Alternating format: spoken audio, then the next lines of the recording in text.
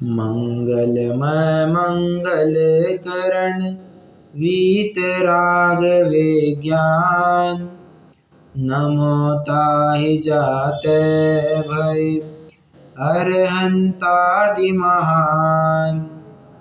करि मंगल करि हो महा ग्रंथ करन को काज। जाते मिले समाज सब पावे निज पद राज। बहुविधि मिथ्या गहन करी मलिन भयो निज भाव। ताको होत अभाव है सहज रूप दर्शाव।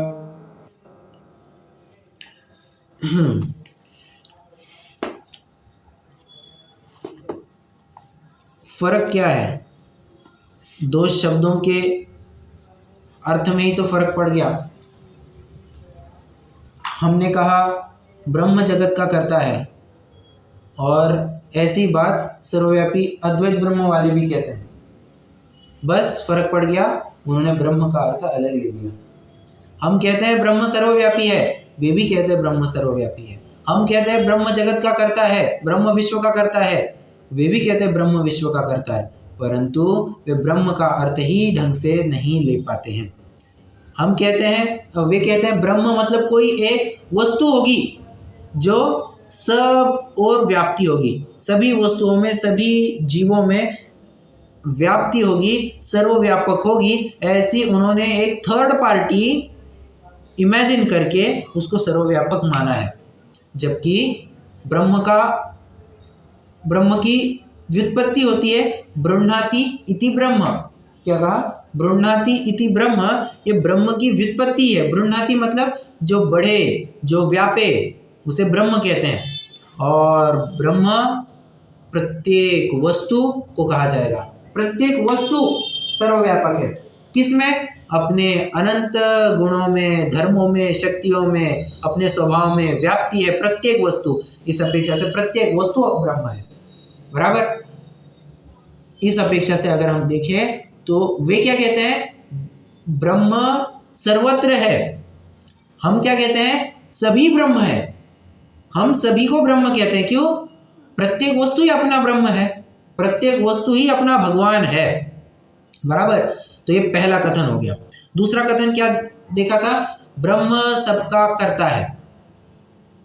मतलब फिर से उन्होंने कोई एक नियंता, कोई एक कर्ता, कोई एक कंट्रोलर जो सबको चलाए, ऐसी एक हस्ती मानी है। एक थर्ड पार्टी, इमेजिनरी पर्सन माना है जो सब व्यवस्था चलाता है। इस प्रकार से उन्होंने ब्रह्म को सबका कर्ता माना है और कहते हैं कि ये जो कुछ भी चलता है भगवान की मर्जी के बिना यहाँ एक पत्ता भी नहीं हिलता। तो वे गॉड की मर्जी, भगवान की मर्जी, या आगे भी अपन देखेंगे मुस्लिम मत संबंधी विचार में, वहां पर खुदा पीर पैगंबर की मर्जी के बिना यहाँ का एक पत्ता नहीं हिलता। ऐसी बात वे किया करते हैं। परंतु हम क्या मानते हैं? प्रत्येक वस्तु जगत का करता है। कैसे? उसका विश्व वो वस्तु स्वयं है। वो वस्तु का विश्व वो वस्तु स्वयं है। वो जीव का विश्व वो जीव, वो आत्मा स्वयं है। मैं हर बार एक उदाहरण देता ही हूँ। अपने डॉक्टर हुकुमचंद जी भारेला ने जो उनकी 12 भावना लिखी है, उसमें लोक भावना के अंतर्गत शुरुआती कैसे की है? यह आत्मा ही लोक है, आलोक है, चिल्लोक है। एक मिनट, हाँ, अगर यहाँ पर रहेगा, ये 12 भावना ही है ना? अच्छा है ये, नहीं, यहाँ पर नहीं है। मैं कहना ये चाहता हूँ कि उन्होंने बराबर से यही लिखा है, यह आत्मा ही लोक है, आलोक है, चिल्लोक है। मतलब अपने आत्मा को ही अपना अपना लोक कहा है और किसी बाह्य विश्व की आवश्यकता बिल्कुल भी नहीं है, बराबर है। तो इस अपेक्षा से देखिए तो प्रत्येक वस्तु का विश्व वो वस्तु स्वयं है, और इस अपेक्षा से वो वस्तु उस अपने अपने जगत का कर्ता समझना चाहिए। ठीक है, तो दोनों भी कथन बराबर जाएंगे। बस अन्य मतियों ने वे अर्थ ढंग से समझ नहीं पाए, यूं कहे तो स्यात इस मोहर को अपने साथ ले जाना भूल गए और वे अर्थ का अनर्थ कर दिए। हमने बराबरी से स्याद्वाद सामने रखा है तो हमारा अर्थ बराबर बरकरार रहता है। हाँ, कल अपन ने चर्चा थोड़ी सी कॉम्प्लिकेटेड तो नहीं कह सकता, बट एक इंटरेस्टिंग ही कहनी चाहिए। थोड़ी सी लंबी चर्चा चली, जहाँ पर सामने वाले का ये कहना था कि ब्रह्मा तो एक अंश ही है और हम सभी उसके अंश है, ऐसा अन्यमति का कहना था, सामने वाले का कहना था। तो उसका खंडन इस प्रकार किया था कि अच्छा तू बता, तो उन अंश में और अंशी में गैप है, अंतराल है या नहीं है? अगर अंतराल है तो कहता है, तो साफ साफ जो हम कह रहे हैं कि बाबा दो वस्तुएं भिन्न है, वो तो साफ साफ सिद्ध हो जाती है। अगर तू कहता है कि अंतराल नहीं है मतलब एक ही है, ऐसा तो प्रत्यक्ष हमको भाषित नहीं होता। और तू बता, अगर तू अलग अलग दिखती हुई वस्तुओं को भी एक ही कहेगा तो फिर भिन्न किसको कहेगा? ऐसा तर्क वहां पर दिया था। और इसको लग करके सामने वाला फिर से एक और तर्क रखता है, नहीं नहीं नहीं, ये जो जुड़ान है ना, जो कनेक्शन है, ये सूक्ष्म है, ये हम आपके आंखों से दिखाई नहीं देता। ब्रह्म किसी एक विशिष्ट जुड़ान से सभी वस्तुओं को बांधे रखा है। तो पंडित साहब फिर प्रश्न करते हैं, अच्छा तू बता, तो दो वस्तुओं में जुड़ान फिक्स रहता है या जुड़ान बदलते रहता है? ठीक है, तू कहता है ना जुड़ान है वस्तुओं में, तो दो वस्तुओं का जुड़ान फिक्स रहता है या वस्तुओं का जुड़ान बदलते रहता है? यदि तू कहेगा दो वस्तुओं का जुड़ान फिक्स रहता है तो ऐसा तो संभव है नहीं। ऐसे में विश्व अस्थिर हो जाएगा। क्यों? एक वस्तु कुछ कार्य करना चाहेगी, दूसरी वस्तु कुछ कार्य करना चाहेगी, दोनों की आपस में कैसी जमेगी? होता है ना, जिस प्रकार एक राज्य में अगर दो राजा हो जाए तब भी उस राज्य का नाश हो ही जाता है, उसी प्रकार अगर हम कुछ कहें कि दो वस्तुएं आपस में जुड़ी हुई है, देखिए ना, दो कैदी है, दोनों के पैरों को एक ही सांकल से बांधा हुआ है। अब बताइए, एक जाना चाहता है दाई तरफ, एक जाना चाहता है बाई तरफ, जा पाएंगे? नहीं जा पाएंगे। क्यों? जुड़ान फिक्स हो गया ना उनका।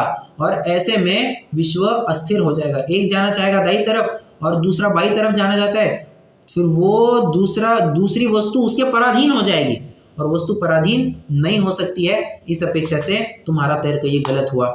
और यदि तू कहता है कि इनका जुड़ान बदलते रहता है, मतलब टूट टूट कर जुड़ान बदलते रहता है, तो बाबा जुड़ान तभी टूटेगा ना जब वस्तु भिन्न होगी। कल आपने उदाहरण लिया था ना, दूध को निकाल करके फिर से दूध में ही डालो, क्या कुछ फर्क पड़ता है? कुछ फर्क नहीं पड़ता। दूध अपन कुछ अंतर ख्याल में भी नहीं आता है, बराबर है। बस ऐसी कुछ बात है। अगर वस्तु वही होती तो दूसरी वस्तु के साथ जुड़ी, ऐसा तुम्हारा कहना भी संभव नहीं हो पाता। इसलिए जो तुम्हारी मान्यता है कि वस्तु और ब्रह्म एक अंश ही है और हम सभी उसके अंश है, या वो अंश आपस में जुड़े हुए हैं, ये मान्यता बिल्कुल गलत है। फिर वो एक तर्क और रखता है, नहीं नहीं नहीं, एको हम बहुश्याम, मतलब मैं एक था बहुत होऊंगा, और जब अनेक रूप हुआ तो फिर से खुद को समेट करके एक रूप हो जाऊंगा, फिर से खुद को बढ़ा करके मैं अनेक रूप होऊंगा, फिर से खुद को समेट करके एक रूप होऊंगा। ऐसे एक अनेक रूप हो जाऊंगा। पंडित जी कहते हैं, अच्छा हमें बता, यदि ऐसा मानेगा तो अपने आप ही सर्वव्यापीपने का खंडन हो जाता है। कैसे? अनेक रूप हुआ मतलब क्या? अनेक जो एक नहीं है उसे अनेक कहते हैं। तेरा स्टेटमेंट क्या है? तू क्या कहता है कि ब्रह्म एक है, मतलब ये सारा विश्व एक है, ब्रह्म में हम सब विलीन हो जाते हैं, हम एक ब्रह्म है, ऐसा तुम्हारा कहना है। अगर तू ऐसा कहता है तो तुम्हारा ये स्टेटमेंट गलत हो जाएगा कि मैं अनेक रूप होता हूं, बराबर है। तो इसलिए ये भी तर्क नहीं चलेगा। अच्छा तू और बता, इसमें पंडित साहब एक और तर्क रखते हैं। वे कहते हैं, जब तू कहता है कि जब ब्रह्म एक है तभी सब वस्तुओं के साथ उसका जुड़ान बना रहता है। जब वो अनेक रूप होगा तब वस्तुओं के साथ जुड़ान बना रहेगा या नहीं बना रहेगा?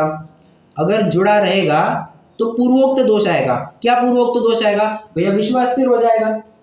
और यदि जुड़ान नहीं रहेगा तो फिर से भिन्नपना जो हम कह रहे हैं वो तो सिद्ध हो ही जाता है। तो यहाँ तक कल अपनी चर्चा हुई थी।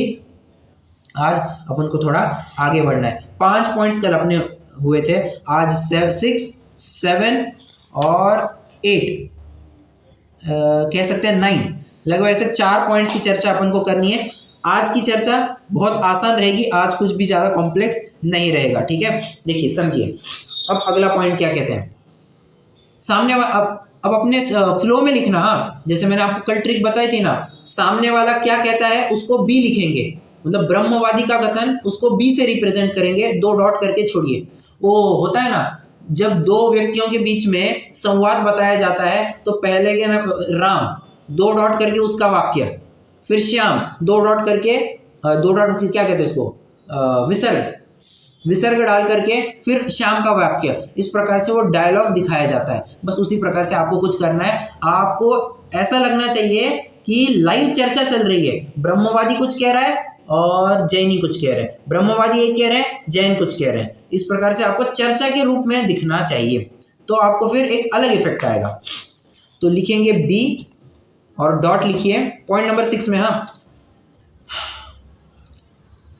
उसका कहना है ब्रह्म तो अनादि निधन एक है, ब्रह्म तो अनादि निधन एक है, अनादि अनंत है।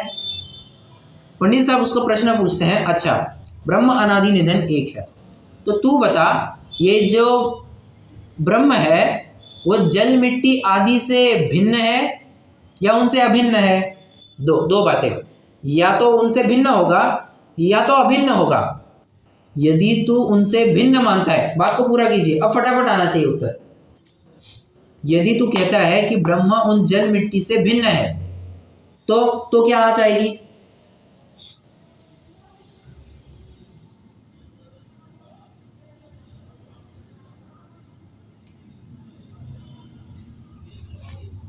अरे बड़ी सिंपल बात है।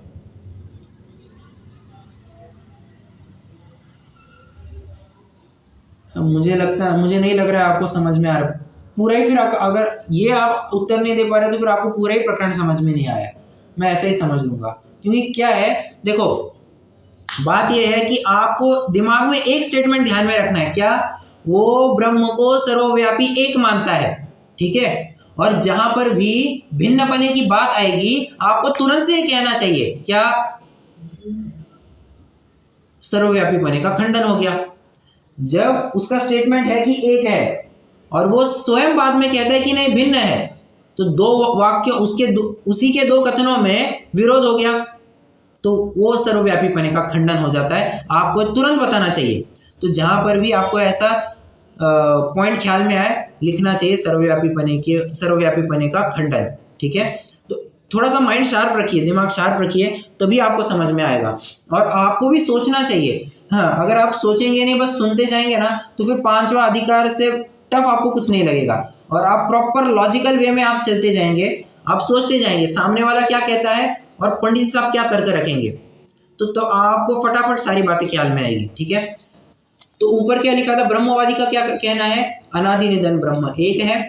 तो पंडित साहब पूछते हैं, अच्छा तू हमें बता कि ये वस्तुएं जल मिट्टी जो आदि है, ब्रह्म उनसे भिन्न है या अभिन्न है? यदि तू कहता है भिन्न है, अब बताइए क्या उत्तर आएगा? यदि तू कहता है भिन्न है तो क्या होगा? तो सर्वव्यापी नहीं रहा। बराबर, ब्रह्म सर्वव्यापी नहीं रहा। बहुत बढ़िया, ये थोड़ा सा शार्पनेस रहा, बहुत अच्छा। अच्छा, यदि उनसे अभिन्न है तो ब्रह्म जल मिट्टी रूप कैसे हुआ? इससे तो अलग अलग सिद्ध हुए। हम फिर से वही बात कि हम तो साफ साफ देखते हैं कि जल मिट्टी तो अलग अलग वस्तुएं हैं, और तू उनसे अभिन्न कैसे कहता है? और कभी ऐसा भी है क्या कि ब्रह्म जड़ रूप हो जाता है? यदि तू कहता है कि जल मिट्टी रूप हो जाएगा, या मतलब ब्रह्म इस दीवार में भी घुस जाएगा, मोबाइल में भी घुस जाएगा, ये मोबाइल तो जड़ पुद्गल है, मोबाइल तो जड़ पुद्गल वस्तु है, तो क्या ब्रह्म भी कभी जड़ रूप हो जाएगा? ऐसा फिर पंडित साहब का कहना है, ठीक है। आइए अपन फटाफट एक पैराग्राफ पढ़ लेते हैं। हाँ, पेज नंबर 98, 3rd पैराग्राफ।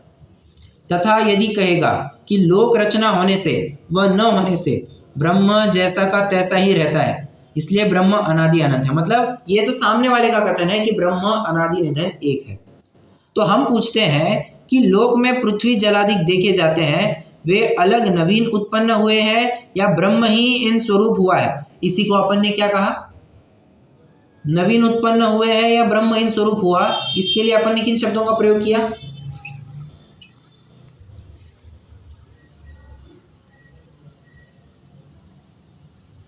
आपने क्या बताया, क्या बोला? मैं ये पूछ रहा हूँ, पंडित जी साहब यहाँ लिखते हैं ब्रह्म, ये पृथ्वी जल आदि नवीन उत्पन्न हुए या ब्रह्म ही इन स्वरूप हुआ। ये पंडित जी साहब के शब्द है, अपन ने किन शब्दों का प्रयोग किया है?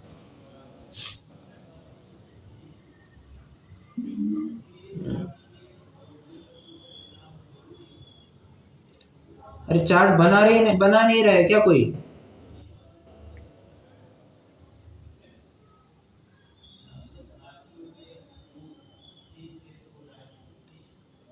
बनाया तो है।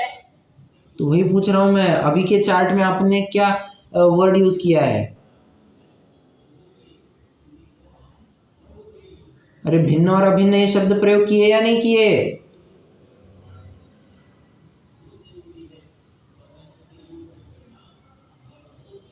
नहीं समझ में आ रहा है, फिर से बताना पड़ेगा। थोड़ा सा माइंड शार्प रखिए। क्या बात है, आज सभी जन बहुत ढीले हैं। देखो मैं फिर से कहता हूँ, सामने वाले का क्या कहना है, आप ऐसा विचार कीजिए ना, दो व्यक्तियों के बीच में संवाद चल रहा है और एक व्यक्ति अपना पक्ष रख रहा है, वादी प्रतिवादी के बीच में झगड़ा चल रहा है और वादी कुछ कहता है, प्रतिवादी कुछ कहता है। वादी एक तर्क रखता है तो प्रतिवादी बराबर से उसका खंडन करता है। आपको ये फ्लो ख्याल में आना चाहिए। अब थोड़ा ऐसे लॉजिक में चलिए।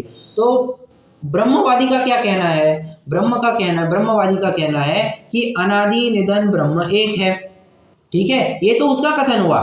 अब अपन को सिद्ध क्या, आप पहले मुझे ये बताइए हमें सिद्ध क्या करना है, फिर आप उस हिसाब से सोचना चालू करेंगे।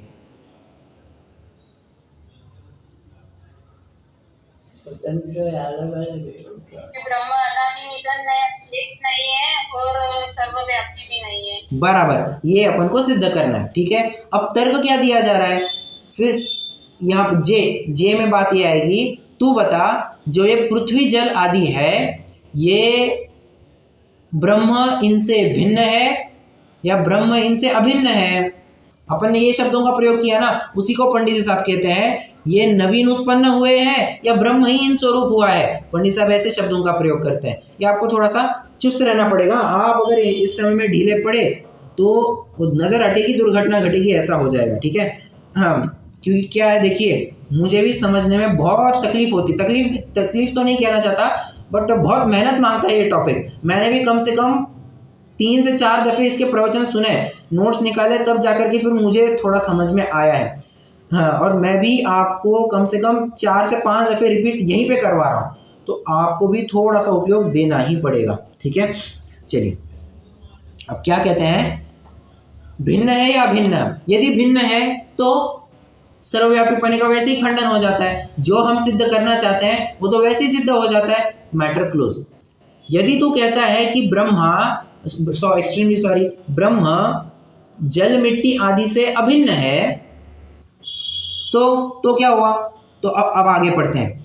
यदि अलग नवीन उत्पन्न हुए हैं तो वे न्यारे हुए, ब्रह्म न्यारा रहा, सर्वव्यापी अद्वैत ब्रह्म नहीं ठहरा। ये तो पहला पॉइंट। तथा यदि ब्रह्म ही इन स्वरूप हुआ तो कदाचित लोक हुआ, कदाचित ब्रह्म हुआ, फिर जैसे का तैसे कैसा रहा। मतलब वस्तु तो जैसी की तैसी रही नहीं। ब्रह्म कभी लोक रूप होता है, कभी स्वयं रूप बना रहता है। उसकी सत्ता तुम आखिर मानोगे कैसे? देखो, कोई व्यक्ति है जो बीजेपी के पार्टी में जाता है, कभी कांग्रेस में आ जाता है, कभी बीजेपी के नारे लगाता है, कभी कहता है कांग्रेस ही सबसे बढ़िया पार्टी है। अब मुझे बताओ, ऐसे व्यक्ति के ऊपर कोई विश्वास या श्रद्धा रख पाएगा क्या?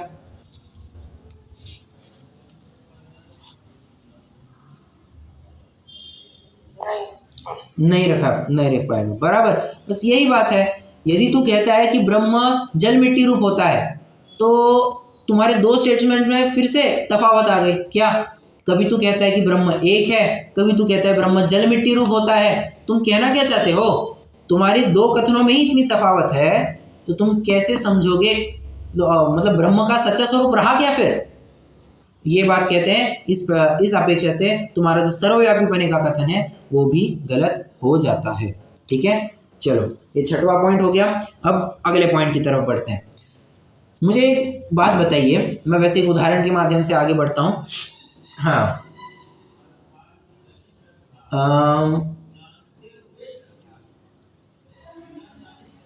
कोई बहुत बड़ा क्या कहना चाहिए, पानी का एक, क्या कहूँ मैं अभी, मान के चलो एक बहुत बड़ा प्रोग्राम है, ठीक है, बहुत बड़ा प्रोग्राम है और वहाँ पर एक पानी की व्यवस्था की गई है। एक छोटा सा कुएं जैसा कुछ एक कंस्ट्रक्शन है जहाँ पर पानी भर करके रखा हुआ है, ठीक है, थोड़ा सा ओपन में रखा है और शुद्ध पानी है, एकदम शुद्ध मर्यादा का पानी है और सभी श्रावकगण भी आएंगे। हो सकता है मुनिराज के भी आहार की व्यवस्था हो जाए, तो उस हिसाब से पानी की सब व्यवस्था हो रखी है। भगोनियों में, पतेलों में, ऐसी बड़ी बड़ी पतेलियों में पानी भर करके रखा हुआ है। और उतने में हुआ क्या, एक बिल्ली आ गई और बिल्ली बस एक पानी के एक छोर की तरफ गई, उसने मुंह में थोड़ी एक घूंट पानी लिया और चली गई। प्रश्न है मेरा, उसने तो सिर्फ एक ही छोर का पानी पिया है ना, तो बाकी का छोर तो शुद्ध होना चाहिए, बाकी का छोर शुद्ध होना चाहिए।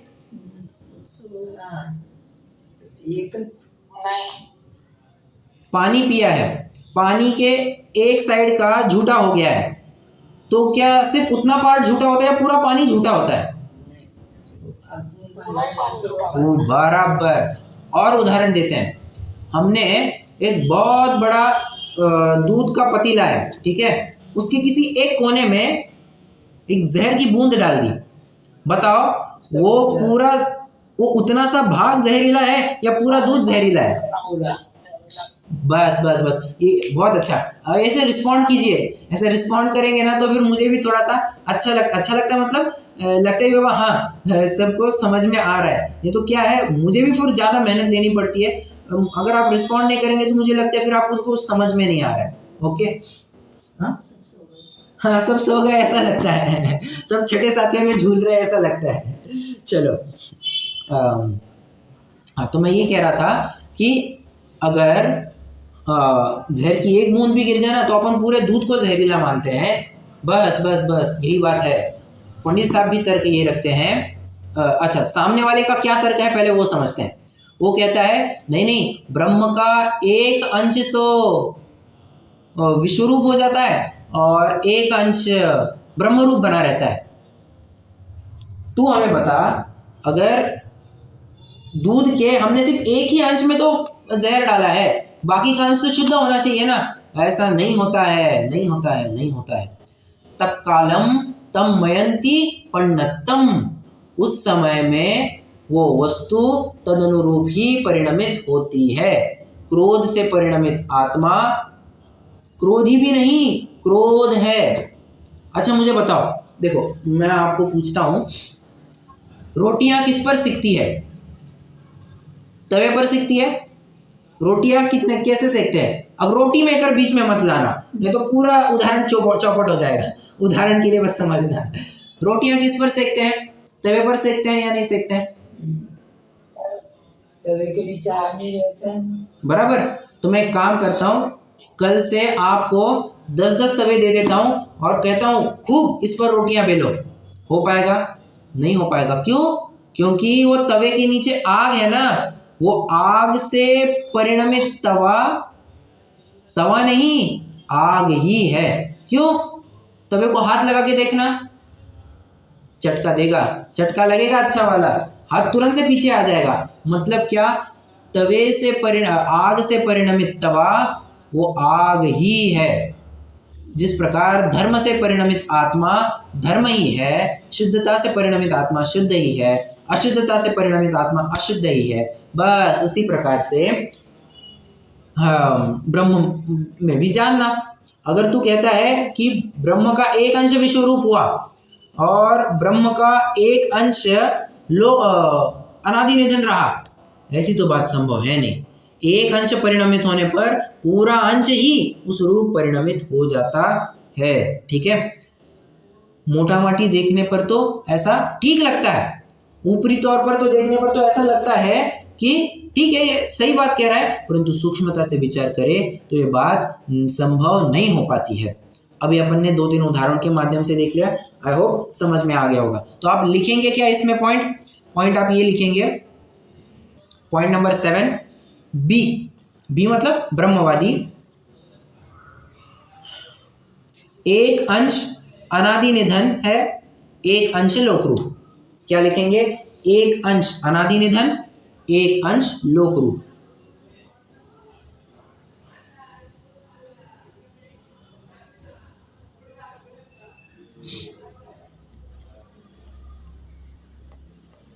ठीक है, अब ये तो ब्रह्मवादी का कथन हो गया। अब जैन के लिए क्या कथन लिखेंगे, जे करके लिखिए।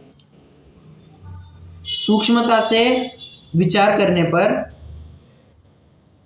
सूक्ष्मता से यदि विचार करें, सूक्ष्मता से यदि विचार करें तो एक अंश परिणमने पर, तो एक अंश परिणमने पर पूरा द्रव्य ही उस रूप परिणमित होता है, पूरा द्रव्य ही उस रूप परिणमित होता है। उदाहरण लिखिए, आधार लिखिए, प्रवचन सार गाथा नंबर 8, तत्कालम तन्मयन्ति पण्णतम। ठीक है, चलिए बताइए ना, प्रक्षालकीय वस्त्र है, प्रक्षालकीय वस्त्र को का एक छोर कोई मांसाहारी पशु छू जाए, क्या होगा, बाकी का हिस्सा तो अच्छा है, बाकी का हिस्सा तो अच्छा है,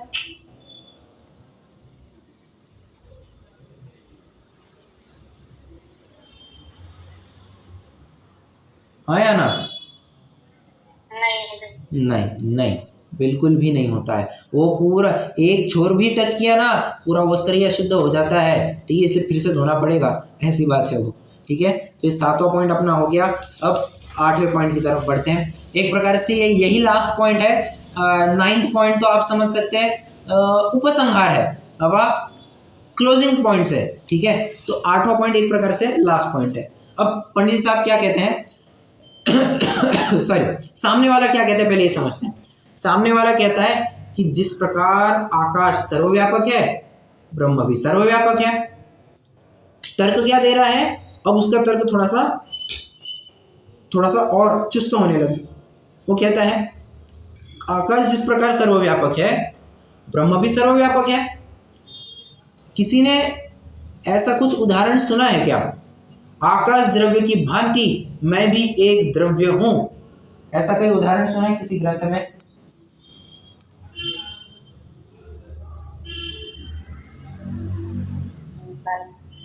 नहीं सुना, ठीक है, कोई दिक्कत नहीं। ये समय सार के 72वीं या 73वीं गाथा, कोई तो भी एक गाथा होनी चाहिए, वहां पर ये उदाहरण दिया है क्या, आकाश द्रव्य की भांति मैं भी एक द्रव्य हूं। ये क्यों उदाहरण दिया, क्योंकि आकाश द्रव्य अमूर्तिक होने पर भी उसकी सत्ता मानी जाती है, उसी प्रकार जीव द्रव्य भी अमूर्तिक है, तुम्हें उसकी भी सत्ता माननी होगी। तुम ये नहीं कह सकते कि जीव या आत्मा की कोई हयाती ही नहीं होती, जीव नाम की कोई वस्तु ही नहीं होती, ऐसा तो तुम कह नहीं सकते। आकाश द्रव्य की भांति मैं भी एक द्रव्य हूँ, मेरी भी सत्ता है, भले ही मैं अमूर्तिक हूँ परंतु मेरी तो सत्ता है। अमूर्तिक होने पर सत्ता के ऊपर तो चैलेंज नहीं दिया जा सकता। ठीक है, चलिए, तो सामने वाले का ये कहना है कि आकाश द्रव्यवत ब्रह्म भी सर्वव्यापक है। बात तो सही है। अब पंडित साहब क्या कहते हैं, पंडित साहब कहते हैं बात तो तुम्हारी सही है कि आकाश द्रव्य सर्वव्यापक है, परंतु मुझे बताओ क्या जिस क्षेत्र में घट है उस क्षेत्र में आकाश भी है, तो क्या एक क्षेत्र होने मात्र से तुम दोनों को एक कहोगे? दूध और पानी मिलते वक्त ही आपको एक मिलते हैं, तो ऐसा होने पर भी क्या दूध और पानी को एक कहा जाएगा?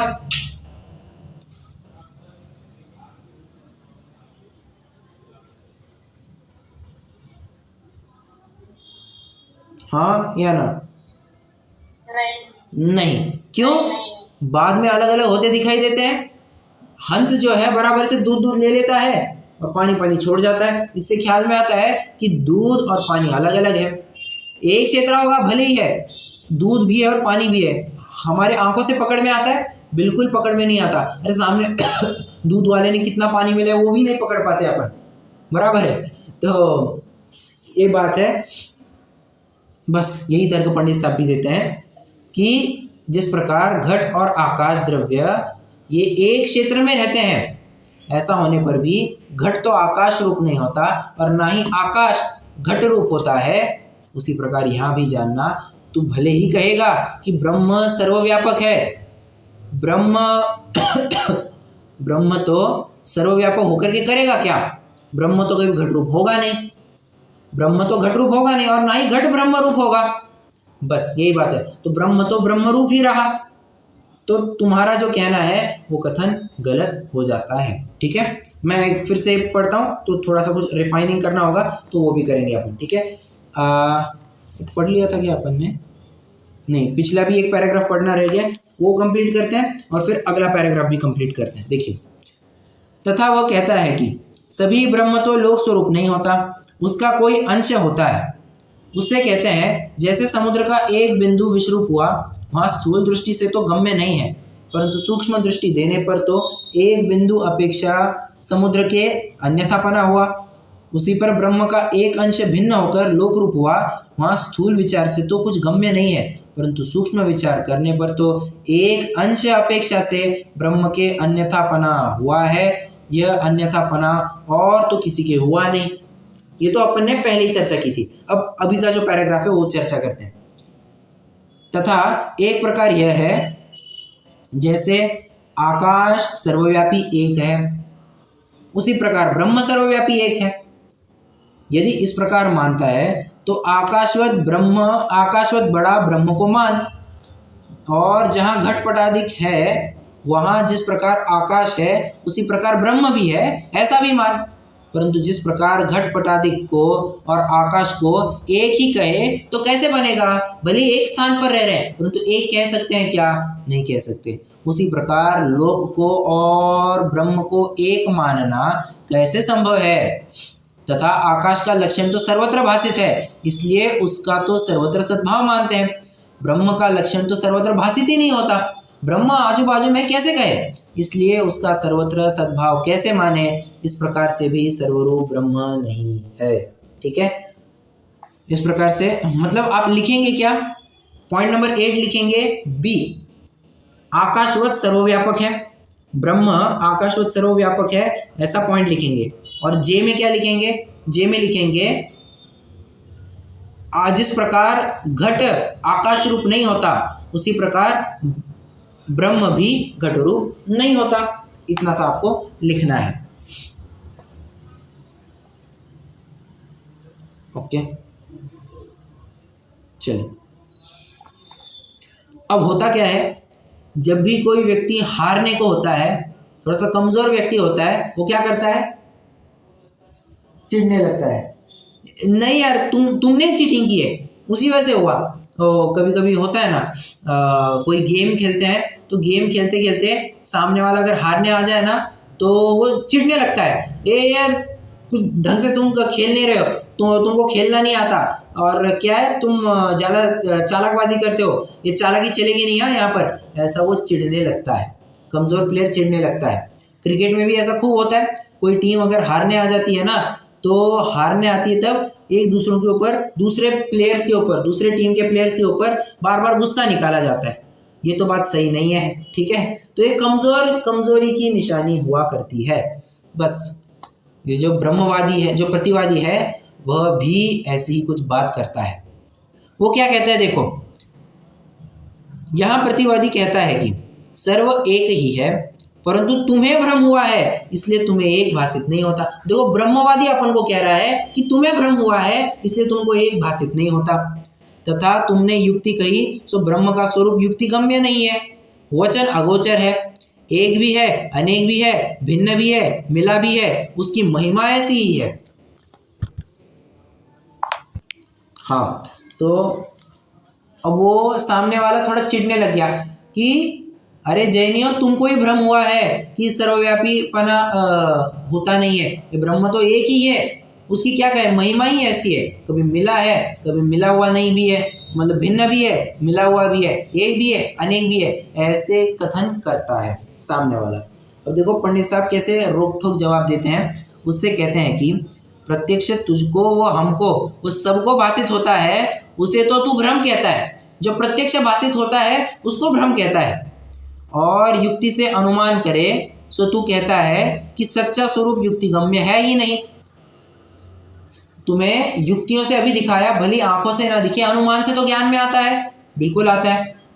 तथा वह कहता है सच्चा स्वरूप वचन अगोचर है। भले आदमी अगर वचन अगोचर है तो हम तुम झगड़ा किसके लिए कर रहे हैं?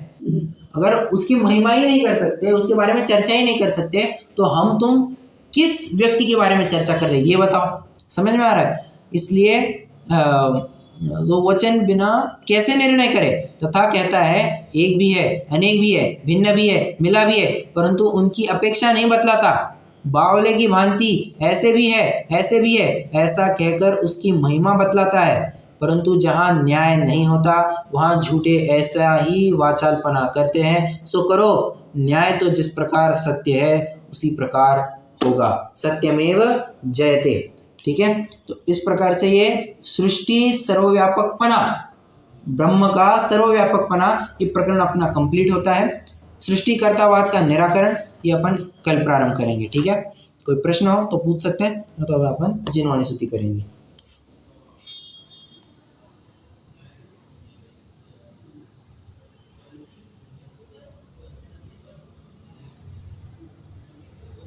नहीं, चलिए रुकते हैं।